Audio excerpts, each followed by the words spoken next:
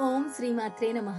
183 శ్లోకాలు చేసిన తర్వాత యదక్షర పదభ్రష్టం మాత్రా హీనంతు యద్భవేత్ తత్సర్వం క్షమ్యతాం దేవి ప్రసీద పరమేశ్వరి అని అమ్మని ఎక్కడైనా తప్పులు తెలిసి చేసినా తెలియక చేసినా క్షమించమని మనస్ఫూర్తిగా కోరుకుంటూ ఆ తర్వాత శ్రీ ఉమాయై నమః, శ్రీ ఉమాయై నమః, శ్రీ ఉమాయై నమః, శ్రీ ఉమాయై నమః, శ్రీ ఉమాయై నమః, శ్రీ ఉమాయై నమః, శ్రీ ఉమాయై నమః, శ్రీ ఉమాయై నమః, శ్రీ ఉమాయై నమః, శ్రీ ఉమాయై నమః, శ్రీ ఉమాయై నమః అని 10 సార్లు కానీ 11 సార్లు కానీ చదవాలి.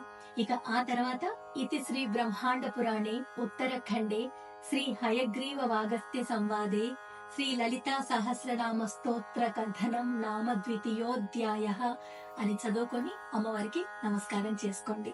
ఇక మీకు వీలైనప్పుడల్లా పండుగ రోజులో పూజలు చేసుకున్నప్పుడు ప్రతిరోజు చేసుకోవాలన్న లలితా సహస్రనామ స్తోత్రం మీరు చేయొచ్చు.